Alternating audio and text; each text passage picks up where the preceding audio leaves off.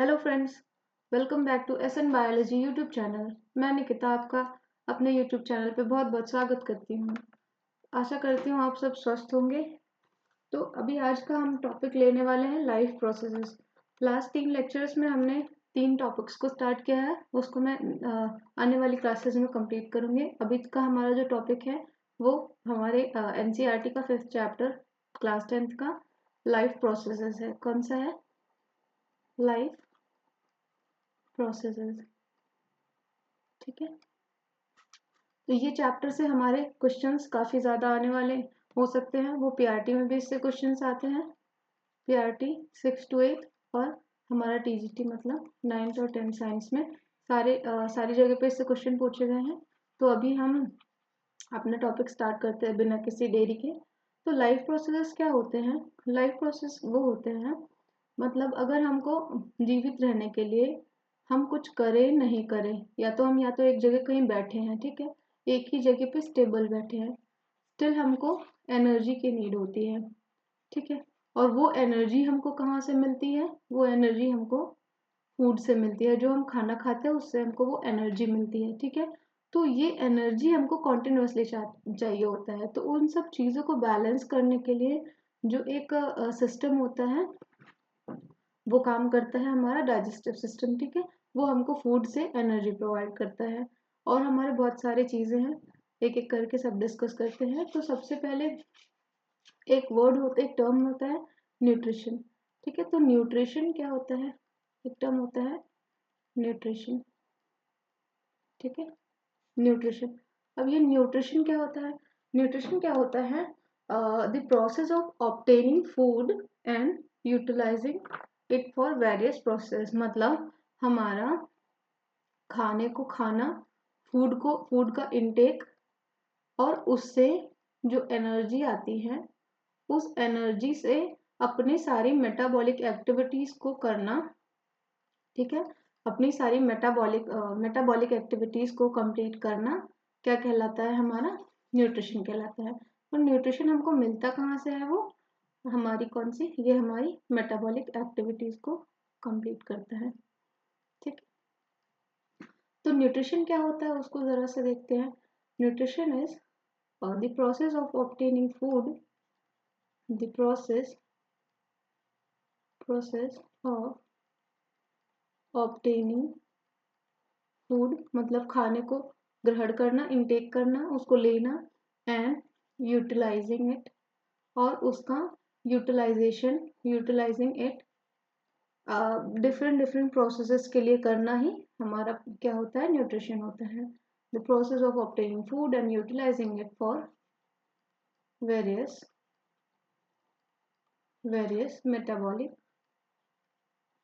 Metabolic process. ठीक है, ये हमारा हो गया न्यूट्रिशन। तो न्यूट्रिशन हमारे कितने टाइप के होते हैं वो भी देख लेते हैं। तो जो न्यूट्रिशन होता है वो हमारा 2 टाइप का होता है। इसके 2 टाइप्स होते हैं। कौन कौन से टाइप्स हैं हमारे न्यूट्रिशन के? एक तो हो गया ऑटोट्रोफिक ऑटोट्रोफिक न्यूट्रिशन, और एक सेकंड होता है हमारा हेटेरोट्रोफिक। पहला हमारा हो गया ऑटोट्रोफिक न्यूट्रिशन, और दूसरा होता है क्या? Heterotrophic nutrition. ठीक है, तो ऑटोट्रोफिक न्यूट्रिशन क्या होता है? जिसमें जो हमारा प्लांट होते हैं, जो हमारे प्लांट्स होते हैं, वो अपना फूड खुद से बना रहे होते हैं। ठीक है, अपना फूड वो स्वयं से बनाते हैं, सेल्फ। ठीक है, बाय इट सेल्फ। तो वो अपना फूड खुद से बनाते हैं, जिसकी वजह से इसको हम ऑटो मीन्स होता है वो अपना फूड खुद से, ऑटो मतलब सेल्फ। ठीक है, तो ऑटोट्रोपिक न्यूट्रिशन एक उसको डिटेल में देख लेते हैं जरा सा। ठीक है, अब हमारा हो गया ऑटोट्रोपिक ऑटोट्रोफिक न्यूट्रिशन। तो ये जो ऑटोट्रोपिक न्यूट्रिशन होता है ये हमारा सबसे पहले ये कहाँ कहाँ पे पाया जाता है? ये हमारे प्लांट्स में होता है। ब्लू कलर ले लेते हैं फिर। सबसे पहले ऑटोट्रोपिक न्यूट्रिशन होता किस किस में है? सबसे पहले तो जितने हमारे प्लांट्स हैं, ग्रीन प्लांट्स, ठीक है, फिर एल्गी में, ठीक है, एल्गी, सम बैक्टीरिया कुछ कुछ बैक्टीरियाज में हमारे ये ऑटोट्रोपिक न्यूट्रिशन पाया जाता है, और साइनोबैक्टीरिया ये प्रिमिटिव, मोस्ट प्रिमिटिव ऑर्गेनिज्म है साइनोबैक्टीरिया। इसको हम ब्लू ग्रीन एल्गी भी बोलते हैं, ब्लू ग्रीन एल्गी, ठीक है। तो ये हो गया कि ऑटोट्रोपिक न्यूट्रिशन पाया किस किस में जाता है। फिर नेक्स्ट एक बात आती है कि ऑटोट्रोपिक न्यूट्रिशन होता क्या है। जब जो कोई भी ऑर्गेनिज्म है, वो प्लांट है या कोई भी है, कोई भी ऑर्गेनिज्म अपना जो फूड होता है वो खुद से बनाता है with the help of sunlight से, और जो एनवायरनमेंट में जो गैसेस है उनकी हेल्प से अपना फूड बनाते हैं, ठीक है, with the help of sunlight. और सनलाइट की हेल्प से बनाते हैं। तो ये जो प्लांट्स होते हैं, प्लांट्स में एक चीज पाई जाती है जिसको हम बोलते हैं क्लोरोफिल, ठीक है, क्लोरोफिल। तो ये क्लोरोफिल की प्रेजेंस में सनलाइट की हेल्प से अपना फूड बनाते हैं। तो प्लांट्स में होता है क्लोरोफिल फूड को बनाने में हेल्प करता है, ठीक है। तो और एक चीज, एक पॉइंट और लिखना, जो इसका ऑटोट्रोपिक न्यूट्रिशन का जो रॉ मटेरियल होता है वो क्या होता है। रॉ मटेरियल मतलब कौन सा ऐसा मटेरियल है जिससे हमारा ये फूड बन रहा होता है, ठीक है। तो ऑटोट्रोपिक न्यूट्रिशन का हमारा रॉ मटेरियल क्या होता है, रॉ मटेरियल। ये क्वेश्चन आ सकता है, बहुत बेसिक सा है कि फोटोसिंथेसिस का रॉ मटेरियल क्या है। पीआरटी में तो पूछ ही सकता है, रॉ मटेरियल फॉर फोटोसिंथेसिस, तो क्या हो सकता है रॉ मटेरियल उसके लिए। ये हमारा होता है क्या, कार्बन डाइऑक्साइड, CO2, इसको क्या बोलते हैं, कार्बन डाइऑक्साइड, ठीक है। ये हमारा हो गया रॉ मटेरियल। अब क्लोरोफिल की प्रेजेंस में सनलाइट की हेल्प से प्लांट्स अपना फूड बनाते हैं। तो with the help of plant, मान लीजिए हमने लिखा प्लांट कैसे बनाते हैं अपना food, plant make their own food,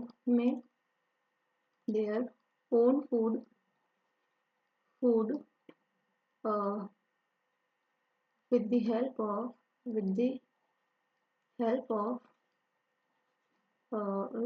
of sunlight को हम सोलर रेडिएशन में बोलते हैं, ठीक है। With the help of sunlight in presence of, किसकी प्रेजेंस में, इन प्रेजेंस ऑफ क्लोरोफिल की प्रेजेंस में, CHL मतलब क्लोरोफिल, ठीक है, in the presence of chlorophyll.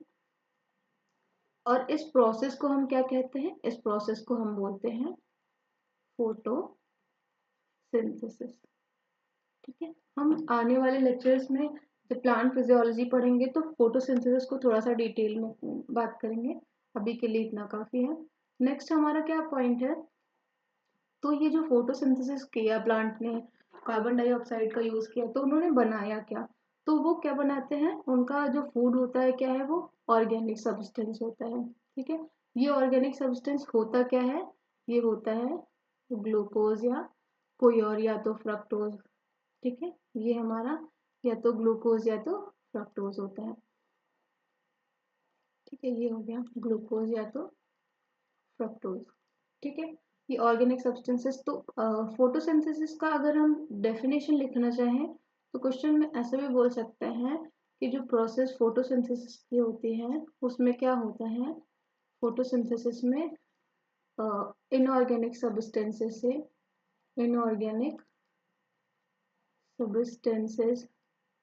से क्या होता है, ऑर्गेनिक सब्सटेंस में कन्वर्जन होता है, ठीक है, ऑर्गेनिक सब्सटेंस में कन्वर्जन होता है। अब ये इनऑर्गेनिक और ऑर्गेनिक सब्सटेंस है क्या, ठीक है, और ये ऑर्गेनिक सब्सटेंस क्या होता है ये भी बात कर लेते हैं कि ऑर्गेनिक होता क्या है। तो इनऑर्गेनिक सब्सटेंसेस क्या होते हैं, मैं नीचे एरो करके बता देती हूँ। इनऑर्गेनिक सब्सटेंसेस क्या होते हैं और ऑर्गेनिक सब्सटेंसेस। तो ऑर्गेनिक मतलब जो भी कोई भी सब्सटेंसेस जिसमें कार्बन, हाइड्रोजन और ऑक्सीजन, ये तीन चीजें हो रही हैं, ठीक है, कार्बन हाइड्रोजन, मेनली कार्बन और हाइड्रोजन ये चीजें हो रही हैं, तो उनको हम बोलते हैं ऑर्गेनिक सब्सटेंसेस। वही इनऑर्गेनिक सब्सटेंसेस क्या है, जिनमें कार्बन और हाइड्रोजन नहीं प्रेजेंट होंगे, ठीक है, जिनमें हमारे कार्बन और हाइड्रोजन नहीं प्रेजेंट होंगे, हम उनको क्या कहते हैं, कार्बन प्लस हाइड्रोजन जिसमें नहीं होगा, ठीक है, वो हमारे इनऑर्गेनिक सब्सटेंसेस। तो फोटोसिंथेसिस की प्रोसेस में एक रिएक्शन लिखते हैं, वो रिएक्शन में लिख देती हूँ यहाँ पे। वो रिएक्शन क्या है, CO2 क्या होता है 6 CO2 प्लस 6H2O। हाँ, वाटर भी चाहिए होता है ना फोटोसिंथेसिस में, क्योंकि तो क्या बनाते हैं ये लोग, ये बनाते हैं अपना फूड ग्लूकोज C6H12O6, ठीक है, प्लस एक चीज निकलती है जो होती है ऑक्सीजन। ऑक्सीजन इवॉल्व होती है, ऑक्सीजन निकलता है कितना 6O2। तो एक टर्म हमको एक और मिल गया पॉइंट, क्या, in the process of photosynthesis, photosynthesis के प्रोसेस में ऑक्सीजन का इवोल्यूशन होता है, ठीक है, ऑक्सीजन इज इवॉल्व्ड, ठीक है। अब ये ऑक्सीजन आता कहाँ है, इसको यहाँ पे हम एरो करके लिखते हैं, this oxygen O2 comes from water, ठीक है। ये क्यों लिखा, क्योंकि देखिए कार्बन के साथ भी ऑक्सीजन, यहाँ भी ऑक्सीजन है हमारे पास, यहाँ भी ऑक्सीजन है ना, तो ये वाला जो ऑक्सीजन जो इवॉल्व हुआ ये आता कहाँ से, ये वाला है या ये वाला, तो ये हाइड्रोजन वाले से आता है, जो वाटर वाले से आता है, ठीक है। ये क्वेश्चन इंपॉर्टेंट है, आपका ये क्वेश्चन पूछ सकता है, ठीक है, इसको स्टार कर लीजिएगा कि जो फोटोसिंथेसिस के प्रोसेस में ऑक्सीजन इवॉल्व होती है वो कहाँ से आता है, CO2 से आता है या H2O से आता है, तो कहाँ से आता है, वो वाटर से आता है, ठीक है। अच्छा, ये हमारा हो गया क्या, उसके बारे में, फोटोसिंथेसिस के बारे में, हाँ ठीक है। ये हमारा कौन सा है, इनऑर्गेनिक सब्सटेंस, ठीक है, और इसको कन्वर्ट किया किसमें, ऑर्गेनिक सब्सटेंसेस में, ठीक है। ये हमारा हो गया ग्लूकोज, ये किसका फॉर्मूला है, ग्लूकोज, ठीक है, इन्होंने क्या बना दिया, ग्लूकोज बना दिया, ठीक है। अब हमारा नेक्स्ट क्या था, हेटेरोट्रॉपिक न्यूट्रिशन, नेक्स्ट टॉपिक हमारा था हेटेरोट्रॉपिक न्यूट्रिशन। अच्छा सोचना, ठीक है, एक और पॉइंट लिखना, ये भी स्टार हैश बना देती हूँ, कि जो क्लोरोफिल होता है, chlorophyll consist of magnesium metal, ठीक है। तो क्लोरोफिल का स्ट्रक्चर काफी कॉम्प्लेक्स होता है, ऐसे आप समझिए कि कुछ ऐसा स्ट्रक्चर है 3D सा, और उसके सेंटर में मैग्नीशियम होता है, ठीक है। तो क्लोरोफिल में हमारे मैग्नीशियम एटम में पाया जाता है, मैग्नीशियम मेटल में पाया जाता है, ये भी क्वेश्चन बन सकते हैं कि कौन सा मेटल पाया जाता है क्लोरोफिल के मॉलिक्यूल में, कौन सा होता है, वो मैग्नीशियम होता है। नेक्स्ट हमारा क्या है, हेटेरोट्रॉपिक न्यूट्रिशन, हेटेरोट्रॉपिक न्यूट्रिशन, ठीक है। अब हेटेरोट्रॉपिक न्यूट्रिशन क्या होता है, हमने ये इकोलॉजी वाली क्लास में अच्छे से डिस्कस किया है, तो अभी यहाँ पे ज़्यादा बात नहीं करेंगे। तो हेटेरोट्रॉपिक न्यूट्रिशन क्या होता है, सबसे पहले तो वो न्यूट्रिशन जहाँ पे कोई भी ऑर्गेनिज्म अपना फूड, जो अपना फूड होता है उसके लिए किसी और पे डिपेंडेंट होता है, फूड के लिए डिपेंडेंट अपॉन अदर ऑर्गेनिज्म, ठीक है। ये डायरेक्टली या इनडायरेक्टली अपने फूड के लिए दूसरे ऑर्गेनिज्म पे डिपेंडेंट होते हैं, ठीक है। तो हेटेरोट्रॉपिक न्यूट्रिशन जो होता है ये, इसको जरा हम एक सेकेंड, इसको करेंगे थोड़ा सा नीचे स्क्रॉल डाउन,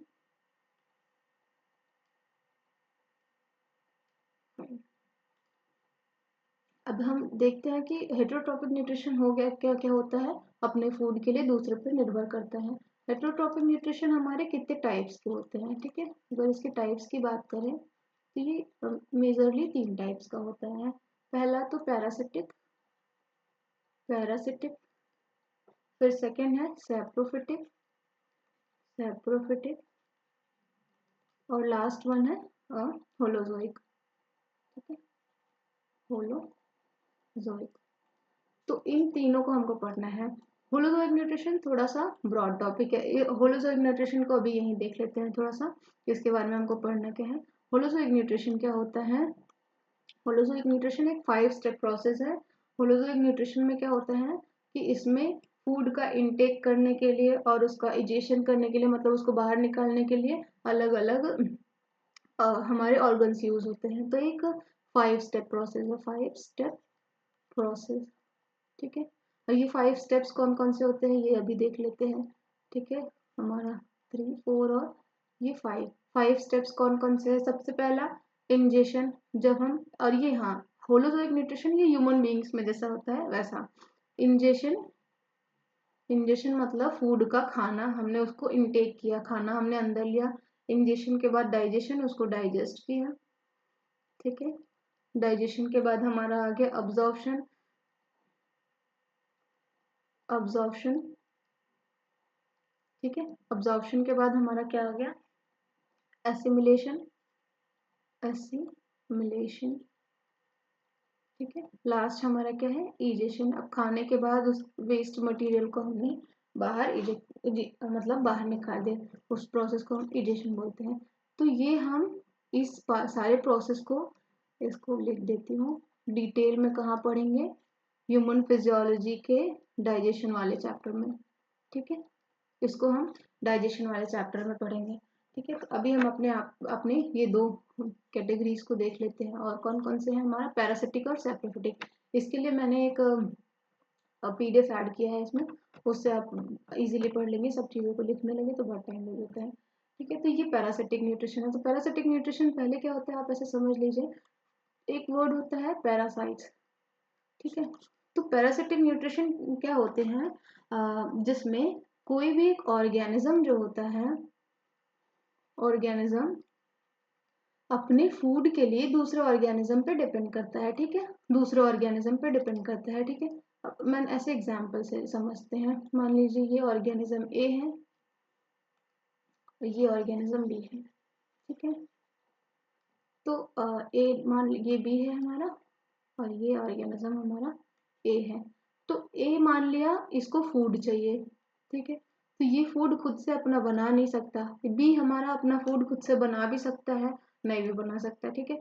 तो ए क्या करेगा, ए अपने फूड के लिए इस पे निर्भर रहेगा, ठीक है। या तो ये उसके ऊपर ऑन या इन द बी, ठीक है, इन द ऑर्गेनिज्म, या तो ये इसके ऊपर वाली सतह पे जाके रह जाएगा, ठीक है। और इसको ये हार्म भी पहुंचाएगा। पहले तो ये प्रोसेस क्या होती है, हार्मफुल होती है, ये प्रोसेस हार्मफुल होती है, ठीक है। ये दूसरे ऑर्गेनिज्म बी ऑर्गेनिज्म को नुकसान पहुंचाएगा, ठीक है। उसको ये डिजीज भी कॉज कर सकता है, मे बी उसकी डेथ भी हो सकती है, ठीक है। या तो ये बाहर सतह पे या तो कहीं अंदर जाके छुप जाएगा, ठीक है। तो ये क्या कर रहा है, अपने फूड के लिए दूसरे ऑर्गेनिज्म पे पहली बात तो ये डिपेंड कर रहा है, और दूसरी बात बी ऑर्गेनिज्म को ये नुकसान भी पहुंचा रहा है, ठीक है। तो ये क्या होते हैं, मान लीजिए मैंने ए को, अब ये अपने फूड के लिए इस पे निर्भर है, जिसको हमने पैरासाइट बोल दिया। ये टर्म है हमारा पैरासाइट। पैरासाइट क्या, अपने फूड के लिए दूसरे ऑर्गेनिज्म पे डिपेंड करता है। बी तब हमारा क्या हो गया, बी हमारा होस्ट हो गया, ठीक है। तो ये दोनों टर्म्स क्या क्या हो गया, पैरासाइट जो अपना फूड दूसरे से लेता है, होस्ट जिससे लेता है, ठीक है। तो ये लिखा है parasite lives on the body surface और इनसाइड द होस्ट ऑर्गेनिज्म, या तो उसके आउटर सरफेस पे रहेगा या तो अंदर कहीं, जैसे हमारे ह्यूमन बींग्स में भी होता है। ह्यूमन बींग्स के डाइजेस्टिव सिस्टम में जो स्मॉल इंटेस्टाइन होते हैं, स्मॉल इंटेस्टाइन में कुछ कुछ पैरासाइट्स भी पाए जाते हैं, ठीक है। तो ये हमारे हो गए, क्या कहते हैं, पैरासिटिक न्यूट्रिशन। अब पैरासाइट्स और भी क्या चीज़ें दी हैं, पैरासाइट जो अपना फूड ऑब्टेन करते हैं, न्यूट्रिशन, वह कहाँ से लेते हैं, होस्ट ऑर्गेनिज्म से लेते हैं, ठीक है। कुछ एग्जाम्पल्स हमारे देखते हैं, कस्कटा, ये एक प्लांट है, ठीक है। ये एक पैरासिटिक प्लांट है, कैस्कुटा रिफ्लेक्सा इसका पूरा नाम होता है, बट आप कैस्कुटा याद रखिए। टिक्स हो गई, ठीक है। लीचेस हो गई, लीच वो आपने देखा है जो बोलते हैं ना, जो खून चूसती है, ठीक है। टेप वॉर्म हो गया। तो ये हमारे पैरासिटिक न्यूट्रिशन के एग्जाम्पल्स हो गए। फिर सेकंड आता है सैप्रोफिटिक न्यूट्रिशन। सैप्रोफिटिक न्यूट्रिशन को भी हमने लास्ट क्लास में, इकोलॉजी वाली क्लास में डिस्कस किया था। अभी भी एक बार फिर देखते हैं। सैप्रोफाइट्स क्या होते हैं, डेड और डिकेइंग मैटर पे अपने न्यूट्रिशन के लिए डिपेंड करते हैं, ठीक है। तो इनका न्यूट्रिशन इनको कहाँ से मिलता है, जो सैप्रोफाइट्स होते हैं, एस का न्यूट्रिशन इनको डेड और डिकेइंग मैटर से मिलता है। जो ऑर्गेनिज्म या जो कोई भी प्लांट्स डेड हो गए हैं तो उनसे ये इनको अपना फूड मिलता है। तो the plant use saprophytic mode of nutrition are called saprotrophs. ये एक इम्पॉर्टेंट पॉइंट है। कि जो प्लांट्स मतलब कुछ सैप्रोफिटिक प्लांट्स को क्या बोलते हैं, ऐसा लिखा है। जो सैप्रोफिटिक प्लांट्स होते हैं हम उसको सैप्रोटॉप्स बोलते हैं। मतलब वो कुछ कुछ ऐसे प्लांट्स भी होंगे जो डेड और डिकेइंग मैटर पे डिपेंड करते हैं, उनको हम सैप्रोटॉप्स बोलते हैं। कुछ एग्जांपल्स हैं, राइजोपस, ये हमारा फंगस है, ठीक है, ये भी हमारा फंगस है, ठीक है, ये दोनों फंजाई है, ठीक है। सैक्रोमाइसिस यीस्ट, ये भी हम लोग का फंजाई है। तो सैप्रोफिटिक प्लांट्स जो सैप्रोफाइट जो होते हैं वो मोस्टली फंजाई और बैक्टीरिया होते हैं, ठीक है। बैक्टीरिया और फंजाई ही सैप्रोफिटिक होते हैं मोस्टली। तो ये हमारा हो गया न्यूट्रिशन के बारे में। तो न्यूट्रिशन के बारे में और भी देखते हैं। अब न्यूट्रिशन तो हमारा कंप्लीट हो गया, टाइप्स ऑफ न्यूट्रिशन भी हो गए, ठीक है। तो अभी हम देखते हैं कि न्यूट्रिएंट्स क्या होते हैं, ठीक है। अभी हम देखते हैं क्या न्यूट्रिएंट्स क्या होते हैं। एक ब्लैक पेन लेंगे, न्यूट्रिएंट्स, ठीक है। अभी आज की क्लास में न्यूट्रिएंट्स को पूरा नहीं कंप्लीट करते हैं, थोड़ा ही देखते हैं, बहुत लंबी क्लास हो जाएगी। नेक्स्ट क्लास में हम न्यूट्रिएंट्स पूरा कंप्लीट कर देंगे, ठीक है। तो अभी हमारे न्यूट्रिएंट्स क्या होते हैं, जो हम फूड लेते हैं उस फूड से हमको एनर्जी मिलती है, ठीक है। और जितने भी प्रोसेसेस हैं उनको कंप्लीट करने का एनर्जी जो हमको चाहिए होता है वो हमको कहाँ से मिलता है, न्यूट्रिएंट्स से मिलता है। न्यूट्रिएंट्स हमारे दो टाइप्स के होते हैं, ठीक है। न्यूट्रिएंट्स जो हमारे होते हैं वो दो टाइप्स के होते हैं, एक हमारा माइक्रो होता है और एक मैक्रो। माइक्रो और मैक्रो न्यूट्रिएंट्स। तो न्यूट्रिएंट्स के बारे में थोड़ा लिख लेते हैं अभी। तो न्यूट्रिएंट्स पहले क्या होते हैं, सबसे पहले ये एनर्जी प्रोवाइडिंग सब्सटेंसेस, ठीक है, एनर्जी प्रोवाइडिंग सब्सटेंसेस होते हैं, ठीक है। अब ये एनर्जी प्रोवाइडिंग सब्सटेंसेस हमारे अलग अलग हो सकते हैं, माइक्रो और मैक्रो न्यूट्रिएंट्स दोनों हो सकते हैं, ठीक है। तो अब न्यूट्रिएंट्स को हमने, इसके हम टाइप्स की बात करते हैं, ठीक है, टाइप्स की बात करते हैं। तो ये इम्पोर्टेंट टॉपिक है। न्यूट्रिएंट के टाइप से क्वेश्चन अक्सर करके आ जाते हैं। माइक्रो न्यूट्रिएंट कौन सा है, मैक्रो न्यूट्रिएंट कौन सा है, तो उसको करके हम एक बार देख लेते हैं कि न्यूट्रिएंट के टाइप्स क्या हैं। तो सबसे पहले हमने लिखा न्यूट्रिएंट्स, ठीक है। न्यूट्रिएंट्स को पोषक तत्व बोलते हैं। ये हमारे दो टाइप के होते हैं, फर्स्ट एंड सेकेंड। पहला हमारा क्या हो गया, माइक्रो न्यूट्रिएंट, ठीक है। सेकेंड हमारा क्या हो गया, मैक्रो न्यूट्रिएंट। इसको सेव कर लेते हैं, कर जाओगे, फाइन। सेकेंड हमारा क्या हो गया, मैक्रो न्यूट्रिएंट,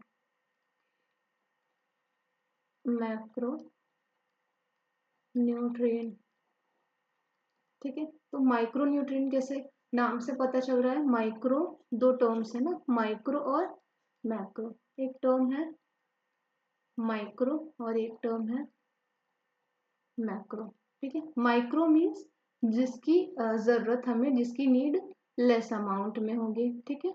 लेस अमाउंट में जिसकी नीड होती है वो हमारे माइक्रो न्यूट्रिएंट्स होते हैं। मैक्रो न्यूट्रिएंट्स क्या होते हैं, जो हमारे मतलब इसेंशियल एलिमेंट्स होते हैं, जिसकी ज़रूरत हमको ज़्यादा होती है, उनके बिना हमारी बॉडी वर्क नहीं कर सकती, तो वो हमारे मैक्रो न्यूट्रिएंट्स होते हैं। इसकी ज़रूरत हमको हायर अमाउंट में पड़ती है। अब हमारे माइक्रो न्यूट्रिएंट्स और मैक्रो न्यूट्रिएंट्स है क्या, वो भी बात कर लेते हैं। तो माइक्रो न्यूट्रिएंट्स हमारे दो हैं, पहला ए लिखते हैं, दूसरे को हम बी लिखते हैं, ठीक है। पहला हमारे क्या हो गया, वाइटामिन्स, ठीक है। सेकेंड हमारा क्या हो गया, मिनरल्स। इस बार फिर मैक्रोन्यूट्रिएंट्स की बात करते हैं, ए, बी और सी। इसमें हमारे तीन है। सबसे पहला मैक्रोन्यूट्रिएंट है क्या, कार्बोहाइड्रेट्स। सेकेंड क्या है, प्रोटीन। थर्ड क्या है हमारा, फैट। तो ये हमारे तीन मैक्रोन्यूट्रिएंट्स हो गए, ठीक है। तो इन तीनों के बारे में बात कर लेते हैं अभी।